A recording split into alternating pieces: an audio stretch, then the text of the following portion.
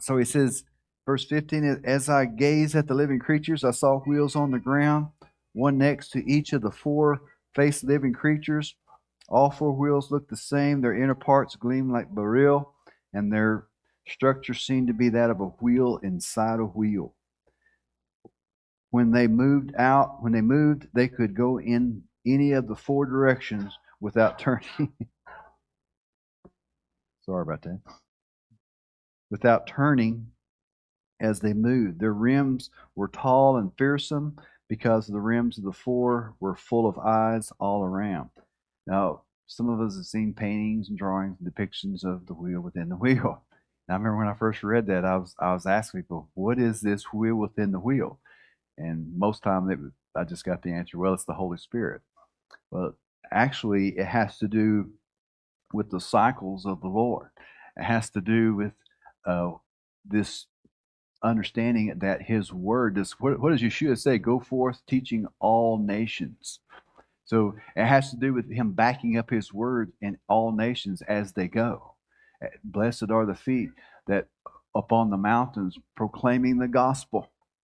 So you're seeing that there's a connection to being witnesses. You're being the light of the world. You're proclaiming the feast days and the Shabbat and also creation. You have everything in this light, this tree that's on fire. Do we read about a bush that's on fire? Do we read about the tree of life? It's actually a tree. He said, the blind man, when Yeshua opened his eye, he said, I see men as trees. You see a connection to the promise. Yeshua tells the churches, I have aught against you that if you don't do what I say, I will remove your menorah, your candlestick, we get into King Jimmy.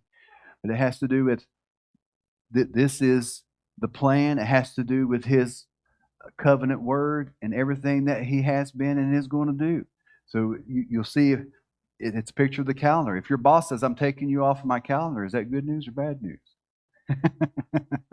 Matter of fact, I'm not just taking you off the calendar, I'm taking my calendar off your desk.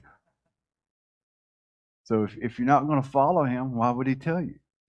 The foolish virgins, they didn't want oil, so why give them more? They're not going to tell anybody anyway. Why would they need gifts? Why would they need the presence of Yahweh? They're not going to do anything with it anyway. So you can't hide a bushel. You don't hide a light under a bushel. In verse 18, their rims were tall and fearsome because the rims of the four were full of eyes around. When the living creatures moved, the wheels moved along with them. And when the creatures were lifted off the ground, the wheels went with them. Wherever the Spirit was to go, and that's the key, they went in the direction that the Spirit wanted to go. The wheels were lifted up next to them because the Spirit of the living creatures was in the wheels. Uh, the the word that he gives, he said, if I've spoken it, shall I not bring it to pass? If he tells us in Leviticus 23 and in other places that when you know the feast, you are to proclaim these unto all the nations. It's not enough just to say, I know about them. He said, you're supposed to announce these. That word proclaim, literally, in the word in Hebrew, literally means when you get a bullhorn. Feast days are coming up.